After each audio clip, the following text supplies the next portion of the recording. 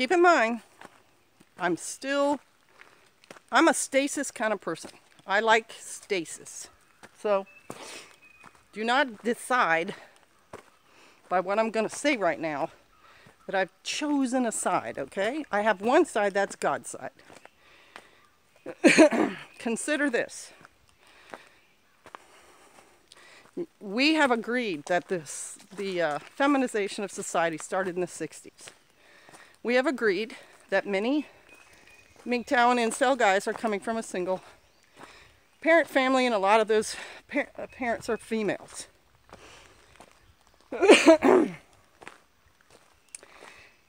Given that the parental influence on these men, their upbringing days, with an occasional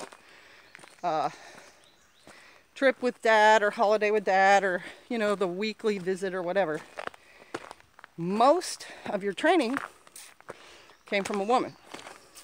And we agree that a woman does not know how to train a boy. Many are hostile. Many put their sons on Ritalin because they don't understand their energy, their drive.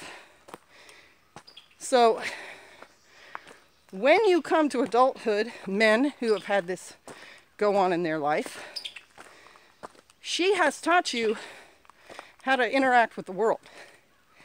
And she has more than likely taught you to interact with the world like she does. Let that sink in.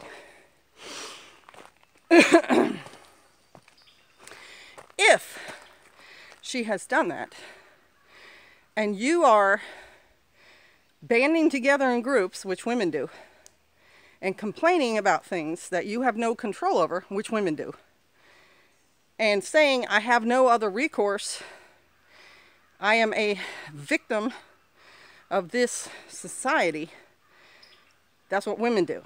Now my point here is not to say, oh yeah, you guys are all women. But you say women trying to enter the man's world basically become beta males. And I agreed. I've seen it. So if your mom raised you, if she taught you her values, and you reach adulthood, and you're walks like a duck and talks like a duck, and how you reason may have been influenced by her a bit. Just give me that. So, those men amongst you who were raised by men, who have done manly things, and are telling you to withdraw, do self-study, don't have influence from the outside, and understand who you are probably doing that because you need it. You men brought up by single women need men. You need them to show you how to be a man. And there are ways, I've alluded to it in some of my videos, men do hard things. Why? If you're whining, I don't want to do hard things, that's because a woman trained you. Just watch the Vikings. Just watch 300. Ignore the fact that all those dudes are all shaved and whatever. That's Hollywood. But look up, if you don't want to watch the movie, the story of the 300 who stood in the gap. That's what men do. Men are strong. Men are capable, and men are driven. That is one thing, after living with a man and studying human behavior and being a wife for 20 years in the military, around a lot of men, doing a lot of hard, dangerous, expensive things. Men are driven. Men are strong. And I don't know if this is what Jordan Peterson does, but if he is saying, and I think he does, that when you are strong and driven, apply your strength and your drive to being a moral person and helping society, I agree 100%.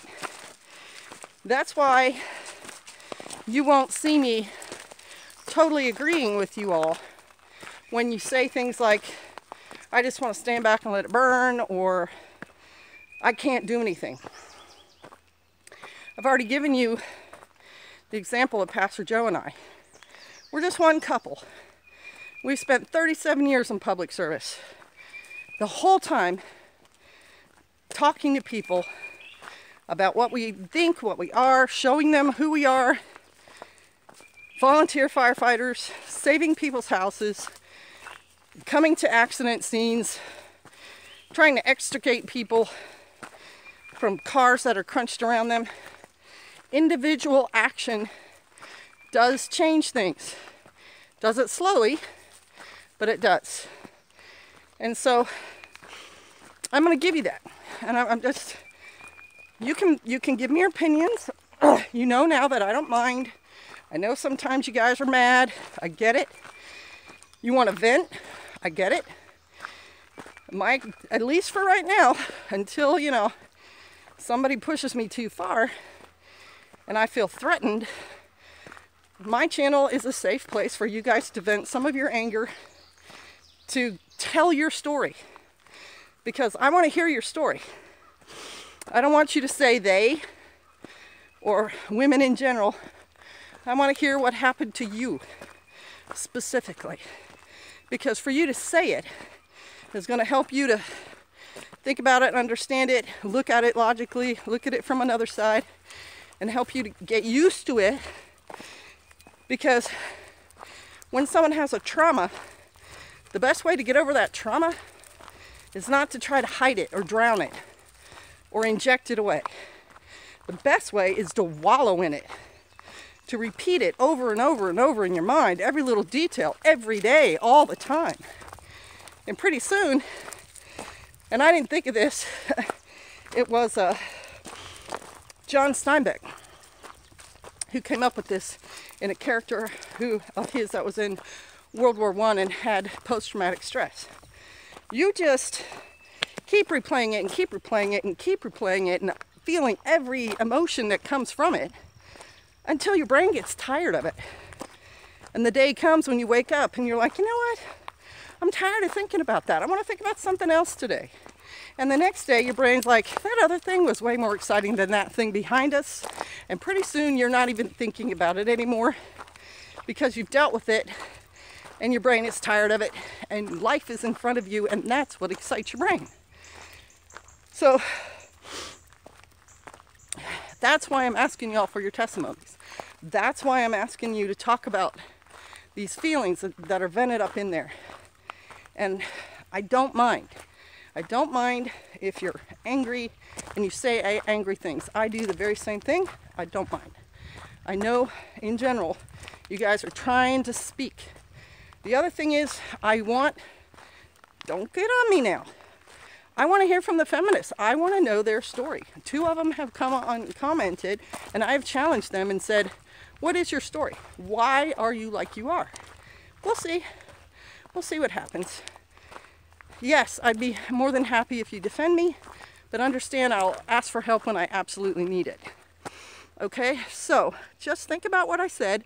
Understand it's coming from here to try to bridge a gap, to try to create a healing, not an open festering. All right, bless y'all. Shalom.